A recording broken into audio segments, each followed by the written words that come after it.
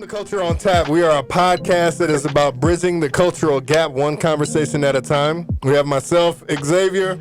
We have Paul sitting right next to me, just giggling and all giddy. And right next to him is Dale. And of course, we have Range behind the camera. If you haven't already, please like, subscribe, and share on anywhere you listen to or watch podcasts. And make sure to hit the bell so you get the notifications whenever we have new content that comes out so that you can tap in with us and so that we can be a resource for you, whether it's a challenge and or encourage you. Boom. Boom. So, fun fact for the day. Here's a question for all. It's a fun fact with Range. Could be a fun fact with all of us. Maybe we all don't have an answer for this. We'll start with Xavier, work our way around. What empire were you most intrigued by in history? Palpatines. I was about to say, bro, I promise. I'm like, okay, is this like for real or? No, for real. Okay. History. Do it. I would say the Roman Empire. Yeah. That was an intriguing one. Why? Hold on. We'll get- What was we'll that get- eye roll for? We'll get there.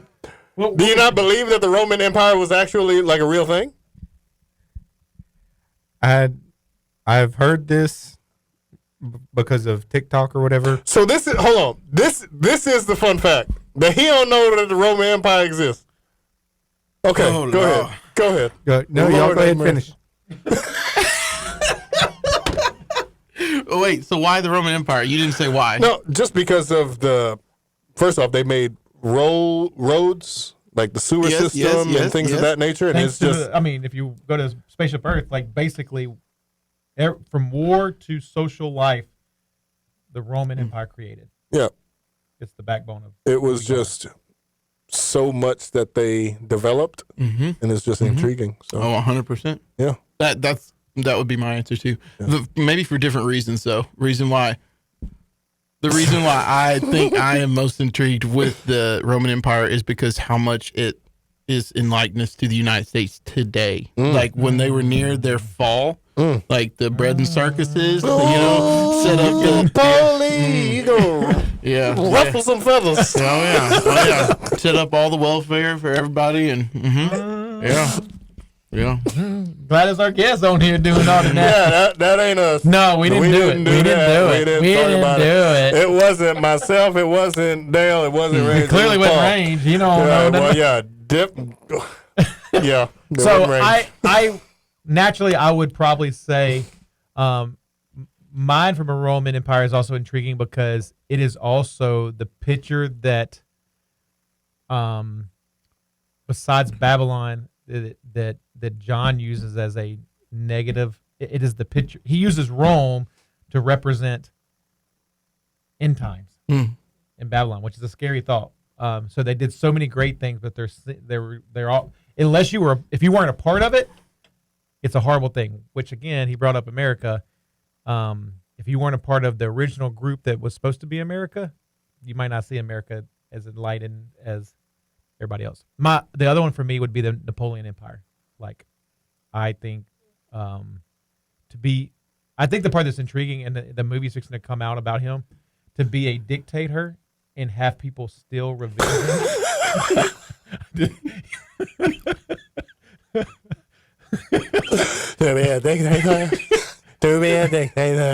I did it on purpose because how you said it earlier. Dictator. It had like 4 breasts in it, bro. What was that? And to have people like still revere him and like try to help him escape, and all I thought was just really cool. Yeah. That, like he was loved. Most dictators weren't. So, Range. Do you feel like you identify with Napoleon? I don't have a complex. Okay. All right. Okay. Cool. Moving on. What empire would you say is your favorite, Range? So I'm gonna go out and say I don't have a favorite because I have no idea like any of the stuff that y'all are talking about. Okay. Right now, and this is real deal. So the Real deal, Holyfield. And so just so everybody knows, next week we will have a fun fact with Range that Range knows and everybody else does not. That's Okay. correct. That is So- correct. Anyway, the way this came about was we were over at the Youngs, and Charlie just come out and said, "Hey, Range, how often do you think about the Roman Empire?" And I was like, I thought it was a trick question. I'm like, Charlie, I'm sorry, I guess never, because I don't have a clue what you're talking about.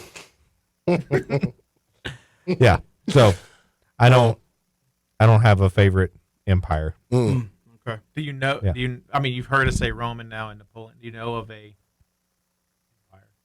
Of a empire? Apparently Rome. Apparently. Yeah. No, Apparently I do Rome. not. I don't. No, I don't understand. Like, I'm this. We can have history class later, but What about the redcoats? You know who I'm talking about? no. Okay. All right. Okay. Cool. You are Hamilton, huh? Ain't they Yeah. in Hamilton? Lobster backs. No. Okay. All right. British Empire. Okay. Sun never sets on the insert Any, British Empire. anyway. All right. Cool. Yeah. So anyway, no, I don't have a empire. I don't have a favorite or And he one couldn't even pick at all. Palpatine's empire because He don't like he Star don't Wars. like either. Star Wars. Really? No. He don't. Didn't True know story. who Luke Skywalker was. Chewbacca walked up to him at Hollywood Studios, and he was like, "What's the furry guy?" Thought it was It's, Bigfoot. it's good. He had no idea who he was at all. Like, Did you think it was Bigfoot? No, I just Do you know? well because do you so know like Bigfoot? whenever I've heard Okay. of it. All right. Yeah. Okay. But so whenever we went, my beard and stuff was longer and bigger than what it is now, Mhm. and so like I guess he felt like we had a connection or something. Yeah. But, but he So had definitely no had clue. a connection. yeah, but it wasn't much of a connection because I didn't have a clue who he was. Right. Wow. But yeah, Beautiful. so yeah, I don't know who Luke's dad is. I don't know Luke's dad? Luke's dad. Luke's dad. I Dark, was like, who is Luke? Father? I don't know Yeah. who Luke's dad is either. Luke's the dad. Yeah. But so yeah, That's the asthmatic sounding guy that. You know what right. I mean? I mean, I know now because Okay. it was explained to me, but I didn't know. And the reason he doesn't know from Spaceship Earth is because he sleeps. Sleeps. That is the perfect ride to sleep on. It is very relaxing. It is That's the another, that's another perfect good ride. ride I find it very interesting. sleep I on. love Thank it. the Phoenicians. That's why we can do this right Thank Johannes Gutenberg. Yeah. I mean, I He's wore a in it, shirt bro. that His said "Thank the printing press. Phoenicians," but now. Mhm. Yeah, but it literally says "Thank the Phoenicians." I know it does. Yeah. anyhow, no, Yeah. no empires for me.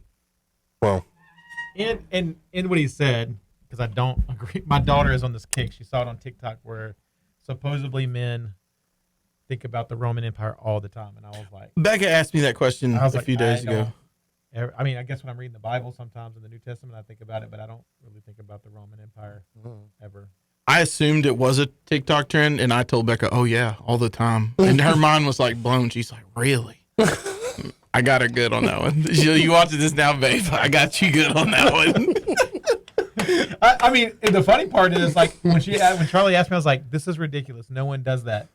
And then Charlie asked Eddie that goes to church. He's like, "Yeah, all the time. I just got through watching the show on Roman Empire yesterday."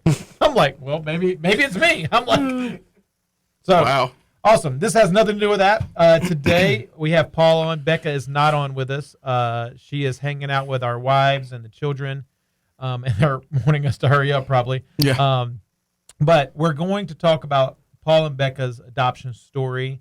We wanted to have Paul on. We do have a heart on here for adoption.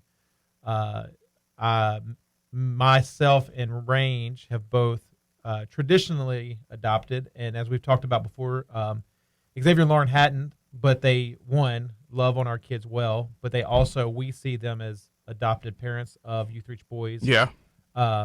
It's For not sure. traditional, but it doesn't always have to be traditional. In any way, shape, or form, they've taken in boys to live in their home, and that's what they do every day of their lives. I work out there as well, but Xavier is the director out there, and I would say in some ways it's probably harder than what we do. It's definitely different. Oh yeah. We can debate harder, not harder. Like I think that's irrelevant. Like I think everybody's situation is different. Like, Well, across the board, teenagers are like their whole, Yeah. especially teens with trauma. Like that's a whole nother thing. So we all have a passion for it. We all are involved in it. Eric was on here not too long ago, talked about his adoption story. So we wanted Paul to have that opportunity too. So Paul, why don't you just kind of, I mean, we would be a really long show if you just shared it all, but you can kind of give the highlight, the overarching gist of y'all's adoption story, and then we'll ask some questions after that. Okay. Excellent. Yeah. So Colorado, El Paso County, that's, Colorado Springs, that's where we adopted 3 of our children through, and we went the foster care route that ended up in adoption, but that was not our heart per se. Our heart was to do foster care for the sake of reuniting families. And I think that's super important, something to share, because foster care gets a bad rap, and a lot of people think it's about, it's a way to get cheap, babies because of infertility. It's a way to and there's all these other reasons and things. And foster care is purely supposed to be for reuniting kids with their bio parents or family, and also not, ex daycare workers and kin-like and stuff like that. But that's my opinion on it. But family first for sure. That was Becca and I's opinion on it, and it was it was a crazy journey. So COVID happened, and then we got our phone call 2 weeks later. 2 boys, and you get a little bit of backstory. How does this sound? And I'll never forget, because Becca was so mad because they called me first. Or no, she was in the store checking out and missed the phone call or something. So I got to talk to them first. And so I had to call her and be like, what do you think? Are we doing this? And we said yes. And man, never looked back. I mean, it was one of the craziest decisions. It really is one of those things you never look back from, because it's truly, that was such a turning point for our life, our marriage, our just our priorities. Yeah. That really was one of the biggest shifts and turning points in my life, besides salvation and marriage. That's definitely, that was probably number 3. Yeah. That was one of those all in moments where we feel like we accepted the call. But yeah, what questions you got specifically, with the story?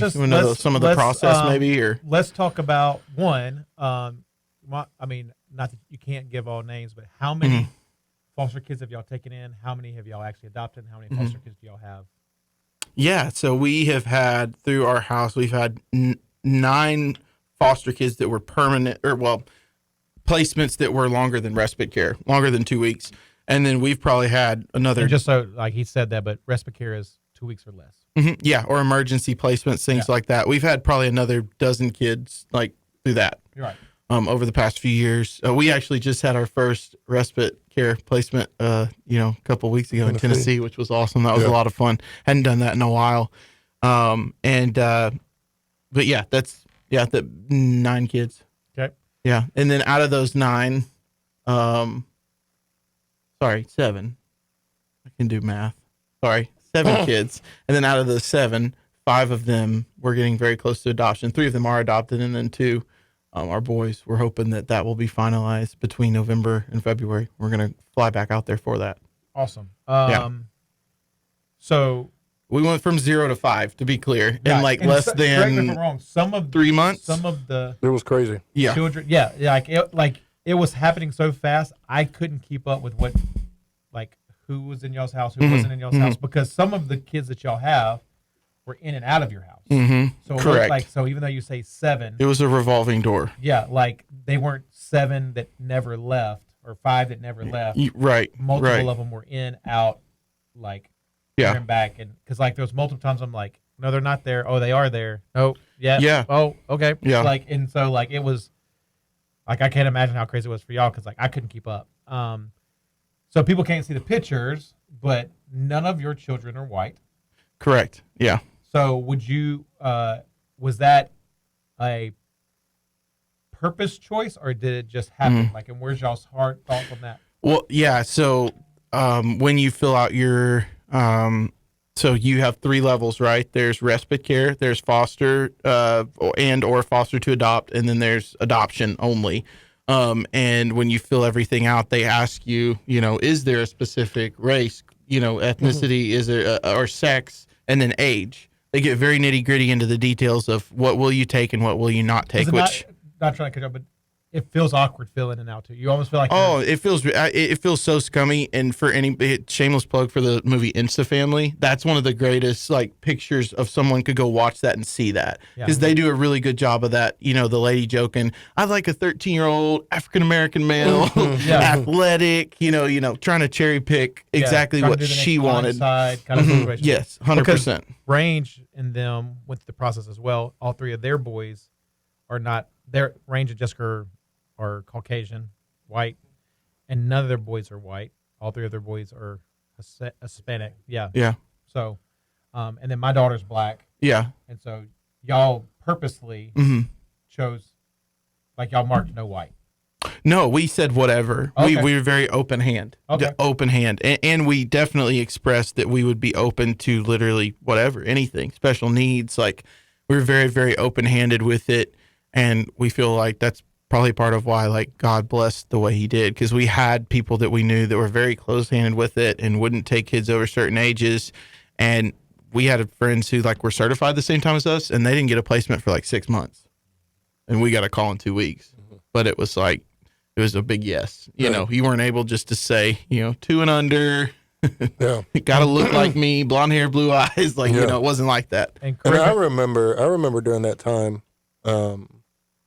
us talking on the phone, and you were like, bro, like, just really wanting to paint the picture that this wasn't some like fairy tale. But you were like, bro, I don't know what we're doing. Like, he was like, we went from, Becca and I being able to come and go as we please. All we had to worry about was our dogs, old Baxter, and old Baxter. God bless him. But you were like, bro, like this is hard, and there is some deep-seated trauma. And so like, well, and then they bring your trauma out of you. That's like a two-way street, and that's even your normal kid. Like, I'd hate to say normal kids, but you know what I mean. Like, bio kids, I don't think that's just a foster care. No, I think it's just different when it's foster care. Like when you have kids, whether they're foster, adopted, bio, you realize you had daddy and mommy issues that they're like, where did that come from? Right. But so correct me if I'm wrong, Range, y'all were open for whatever, correct? Yeah, for the most part. We initially we wanted young, but we were pretty open. But we ended up with 2 full Hispanic and 1. We're not real sure. Right. He's a whittle. Yeah, he looks white, but his DNA says otherwise, but which is also crazy. The courts don't care what the DNA test says. Right. But that's a whole nother episode. Yeah. So clearly, me and Michelle are the only one of this group that we marked no white kids. And so the funny part is, because of our group, we were the first to walk through that process. Eric and Mare adopted first, went through it first. However, they were contacted because Eric was a police officer for Sophia, so they didn't walk through the same process. So we were the first to do They're it. kin-like, right? Yeah. And so we made the decision. We sat down like everybody else, and you get that paper, and you just feel horrible. But we tried to be very realistic, and the only 2 things we marked was we prayed about it. We did not want a white child. Not that we are opposed to adopting a white child, but we knew white children get adopted the quickest. And so we wanted diversity in our home. So we didn't mark any other races, but we marked that we didn't want white. And then we marked financially, we just did not see how that we could take care of a child that had severe special needs. So we said no special needs. They gave us 1 of 2.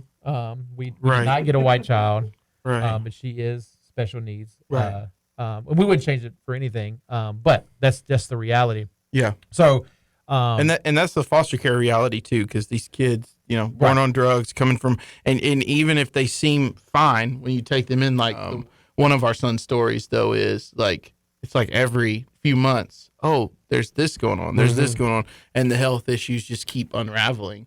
And we didn't know that from day one. So Xavier Singer brought up just the stuff you have to walk through. And I think this is a question that we can all answer, including Xavier with the boys' home. What is the hardest part of walking through the? I put adoption, but just walking with an orphan through the process of trust, love, all of it. I think my perspective has changed. Like with our first cases, I think it was gut wrenching to see how much of the whole process was really just about the parents and about giving the parents second, third, fourth, 100th, 1,000th time. And if they just did the bare minimum, they could still get their kids back. And seeing that, or seeing parents not do the bare minimum, and seeing the lawyers do everything, and yet still things just keep getting drug out, and seeing the game, if you will, of court, because it really is just it's not a kid-based system on that side of things. And that was very, very eye-opening for me. Like, that was really hard for me to get past, because I feel like I definitely am a justice-driven person, and it's like they're the afterthought, not the forethought. I remember one of y'all's court hearings. I don't remember which one. You called me right after, very frustrated. Oh yeah. Having to do with the way things were presented, having to do with race. Yeah. All of it. Just feeling like you were being taken advantage of because you were a white man. Yeah. And just the mindset of, it looks like they have a little money. Let's see what we can do here. And, right. And I mean, I think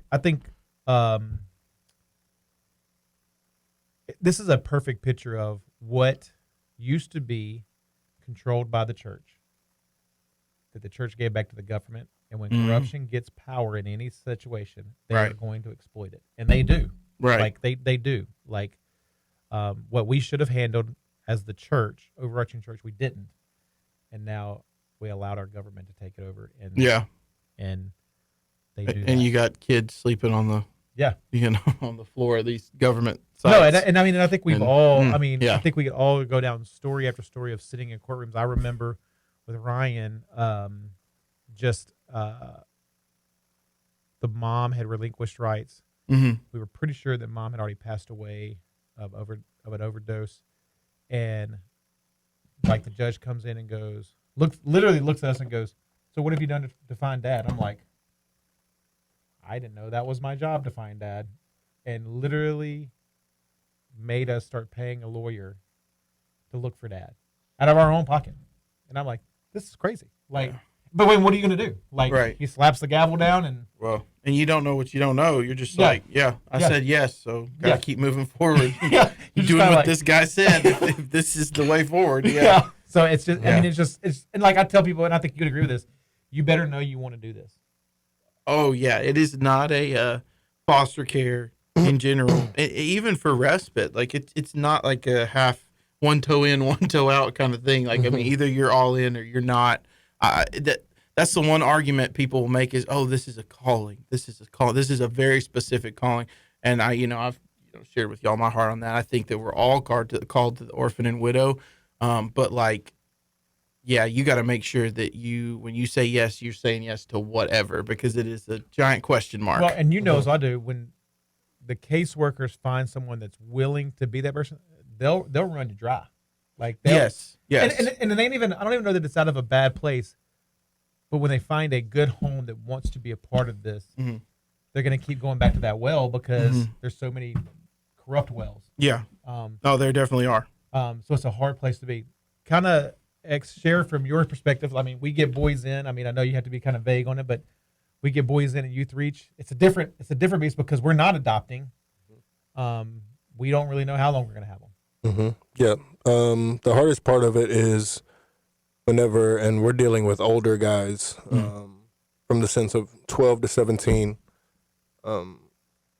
So all of the things that they've been through, the hardest part is whenever they embrace the orphan spirit, embracing being alone, embracing not receiving love, embracing just staying disconnected, embracing suspicion, embracing heartache, embracing all of those things, and you're doing everything in your power to pursue them and yet they still embrace that spirit to where there is nothing that can get through because they're embracing that orphan spirit. So that is the toughest thing, and we only have so much time with them.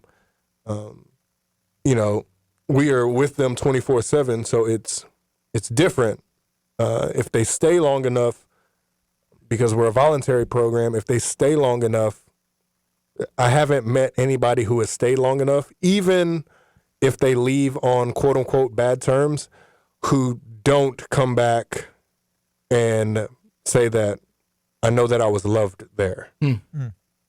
It's not a case that I know of since I've been here for going on 9 years.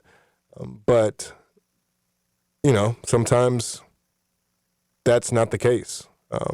They embrace the orphan spirit. So, Well, and two, like most kids, once if they're 10 years old and they've been in foster care or whatever the system since they're 5, they could have been. I mean, two of our boys, we've had them for almost 4 years, and they've been in 7 homes.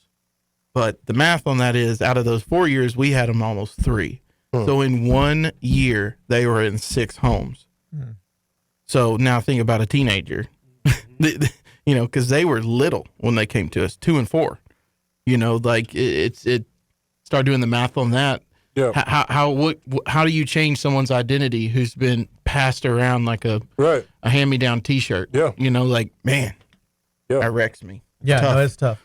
So here's a question, and I'll actually pass the mic so let Range answer it too. What is the biggest blessing that you believe you and your spouse or your family has gotten out of the process outside of the child? Does that make sense? Mhm. Like excluding the child, what is the biggest blessings that you have gotten as a family? Go ahead, Paul. That's a good question. I mean, I think the plate that Becca and I now carry and have to fill with stuff for, I feel like, his honor and his glory, it didn't exist before we said yes. It just didn't exist. Our bandwidth is people, to be listening ears and good friends, just chasing after Christ for other people in our life, much less chasing after and pursuing these kids. I think that has been such a sanctifying and refining process. I don't even know how to really put words on that, because Becca and I are not the people we were 3.5 years ago, 4 years ago when we were at Emmett. Even we not that we were bad people then necessarily, but it's just our priorities. We were trying to plan a trip to Europe. We were what's the next big thing for her and I? 100%. And then we're finally going to Europe now next year, 4 years later, but our priorities completely got turned on their head, and it was the best thing that could have ever happened. Yeah.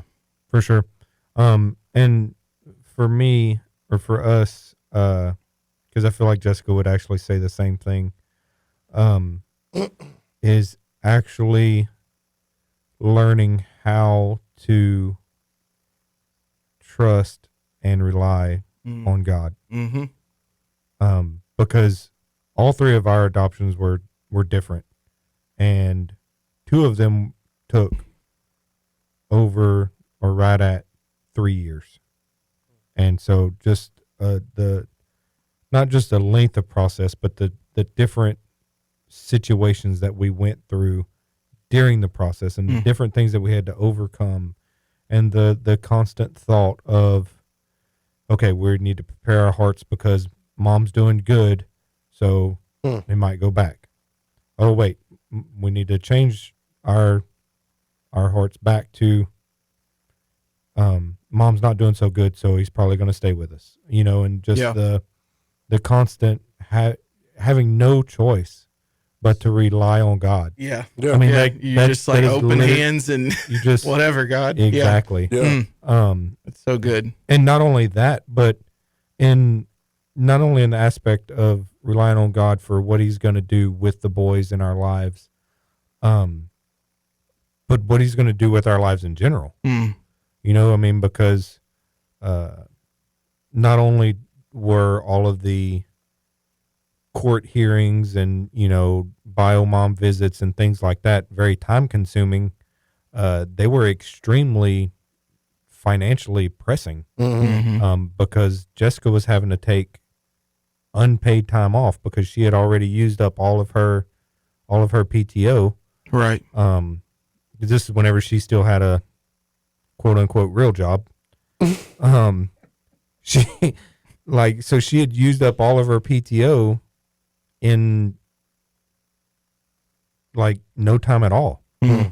And so going through what it looks like for her to get, after insurance, a $25 check. Yeah. Or, whatever. Yeah. And But that waiting, I don't think we talk about this enough, but waiting is a part of our spiritual formation as well. 100%. Yeah. Because waiting seems to be unnatural. It seems to be because, that's the culture at large, but waiting isn't a detour off of our path. It's actually a part of our formation. Absolutely. Yeah. You sure. think of Advent. Advent, the Christmas time is us waiting on the coming Messiah, but in the waiting, that is also a part of our formation. That is a part of working on our patience. So all of that y'all had to experience, look at who you are now after the fact. No, absolutely. You know what I'm saying? Yeah, for sure. For sure. And that's what I'm saying. That's where I feel like that waiting was, outside of the boys, one of the biggest blessings of, the whole process. And y'all, I'll say this too, y'all are very different from the people we knew y'all to be years ago too. Just, y'all have always been chill, go with the flow, but again, having all those kids and little kids, man, it changes you. It makes you just so we'll get through it, whatever. Right. Just another. Yeah. Wild kids. Yes. Yeah. Yeah. It's good. So I would add for my family, I think the thing that it blessed our family with the most is the level. It changed what our family looked like. The unity it brought, for us as a family, just the close knitness. Because it was one thing to decide that we were going to walk through this process, but then when we found out that Ryan was special needs, it changed everything. So and people don't understand this that don't have bio children. As parents, you can choose to foster, to adopt, but most times we don't ask our children, "Are you on board for this?" Me and Michelle made the decision to do that. Yes, our kids were younger, so they were excited because the thought was we're getting another baby in the home. But when we found out she was special needs, our two older children help raise her. Michelle works out of the home, so there's times where they have to watch her. There's times where I'm at a youth reach or I'm at the church or whatever, and there's days that we have things planned and Ryan's not doing good, and those are no longer the plans. And just watching my kids grow up in the way that they love her, I think it's drawn not just them closer to her, but drawn each other closer to each other, and us as a family.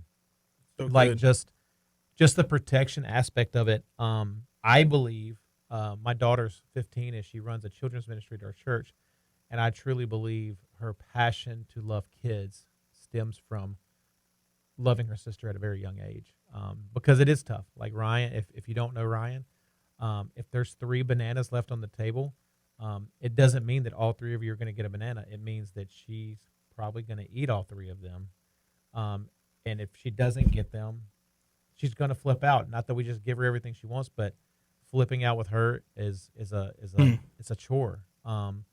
And so, when she's nonverbal. So there's a lot of things that you just have to endure with that, with a child. So yeah, it's just, it's one of those things that I tell people all the time. People always go, let's pray for a miracle. And my thing is, if God wants to change her in any way, that's fine. I don't know that I would label it a miracle, because I think she's perfectly fine the way she is.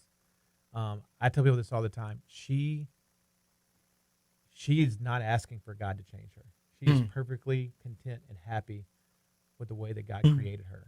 good. And the truth is, this is something me and Michelle have had to wrestle with. And we don't judge people that don't get this because it took us a while to get it. For years, we prayed over her every night when she'd go to sleep. We'd lay hands on her and go, God, a miracle where she can start talking and she won't be autistic anymore. And then we realized all the things we're praying for are selfish.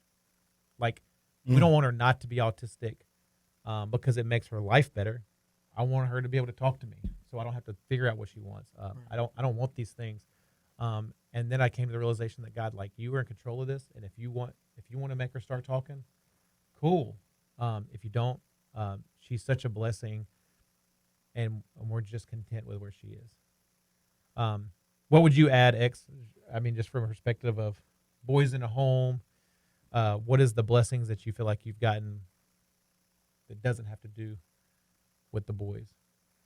I would say just the aspect of our family dynamic of my kids embracing, and they're 9, 7, and 5, so they're still really young, but them talking about the boys from a family aspect, to where they're grafted into our family, to where Father's Day, I get a whole bunch of text messages and things of that nature. Birthday, same thing. But my kids, knowing that Youth Reach isn't just a place where we work, but it's a home, right? It's their home, and they want to be a part of their home. And it's a lot of sacrifice for them as well, because they didn't ask for this. However, they know that what dad is doing, what mom is doing, is for the glory of God. And so I think the best thing that my kids have seen or experienced, or the lesson that they're getting, is that they know that they're not number one. They know that God, for mom and dad, God is number one. So I'm not at all of their games. I'm not at all of their events. I'm not at all of them.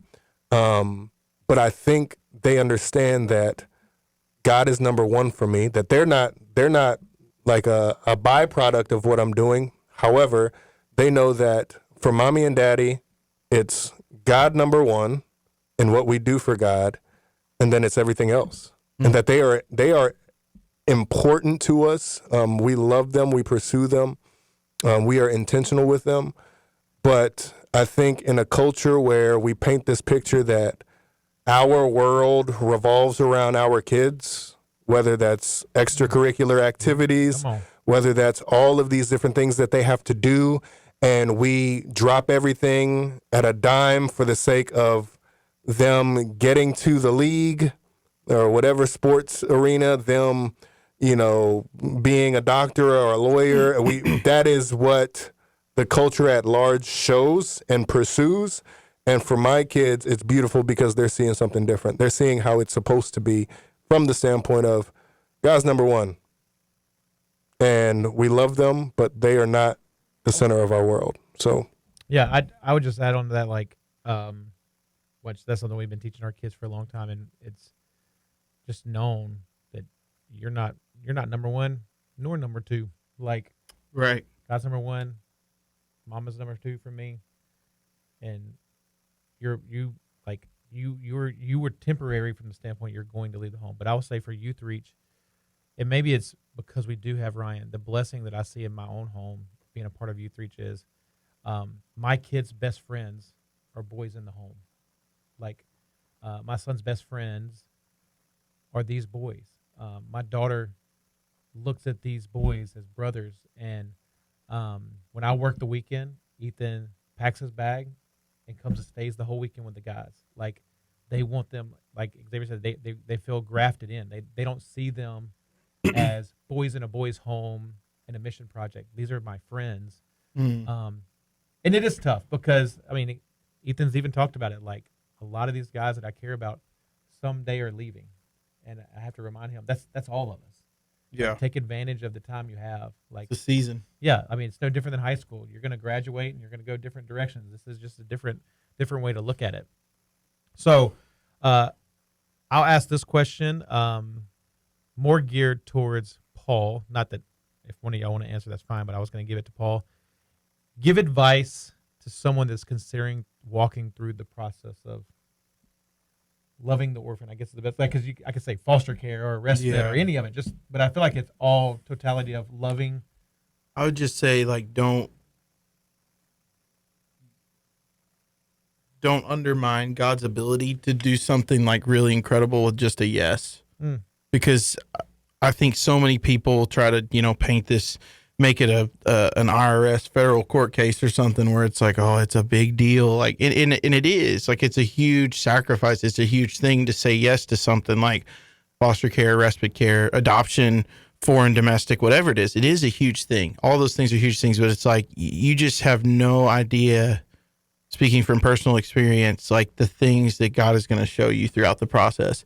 And like the things you described with your kids, it's like generational curses and things you didn't care about as a kid that your kids, it's at the forefront of their mind because of how they were raised now and raised around Ryan. Like, man, and same thing with you, like your kids and hopefully my kids too, like they're going to grow up, all of our kids, they're going to grow up and see like, wow, like mommy and daddy care about missions ministry, like they love the church, like their church is their family. And that's, I can't say that was modeled well all the time for me as a child. So it's just cool. And I know it wasn't modeled well for my kids well, at all. I think that's not what family was. Because we did last week, we did the conversation on foreign and domestic missions.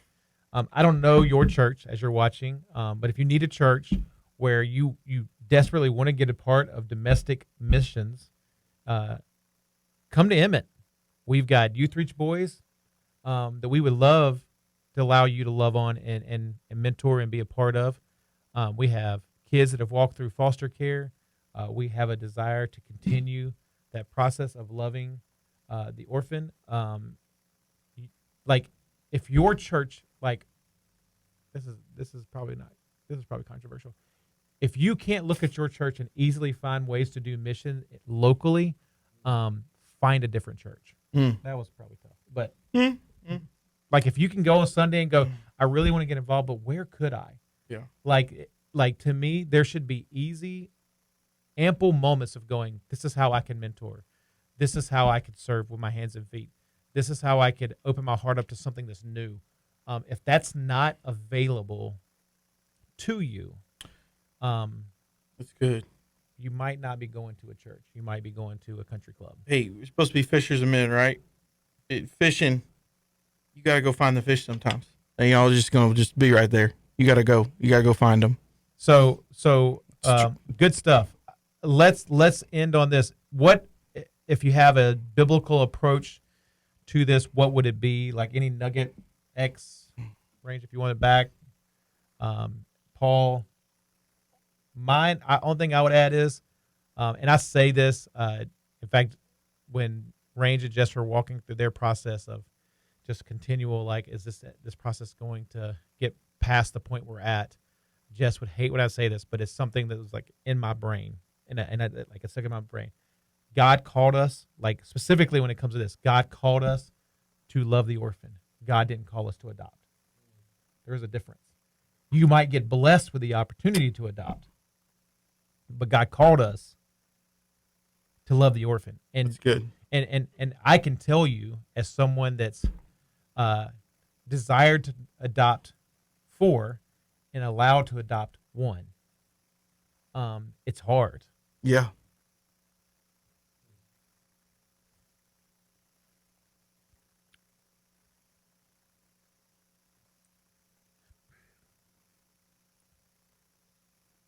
But the thing I have to remind myself is God loves that child more than I could.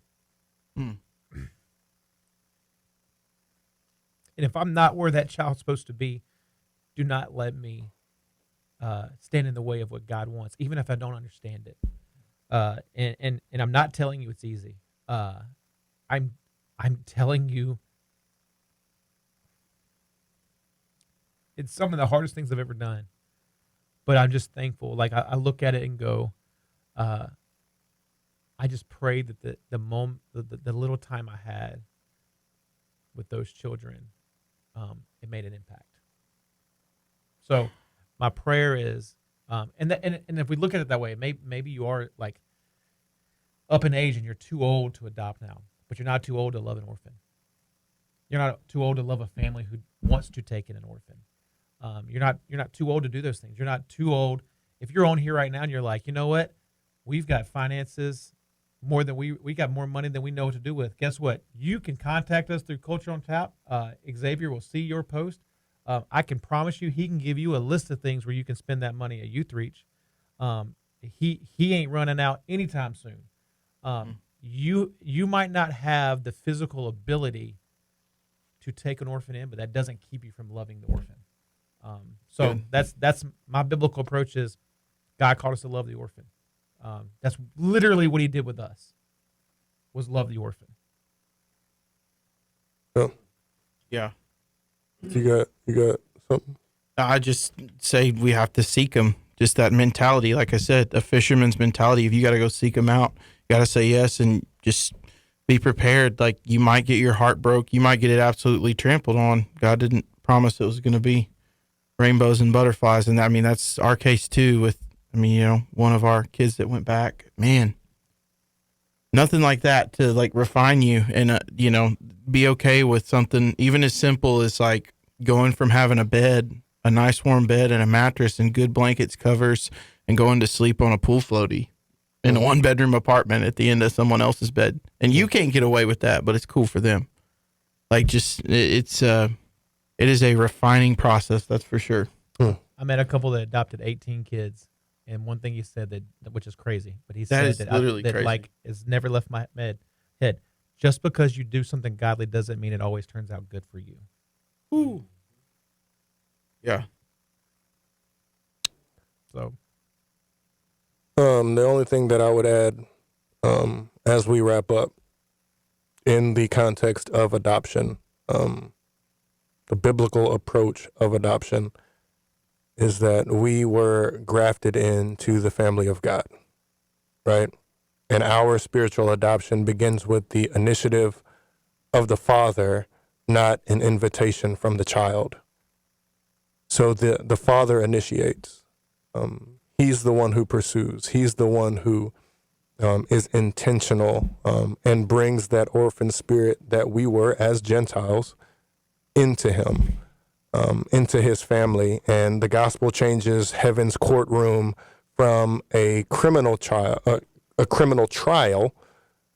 to a ceremony of adoption.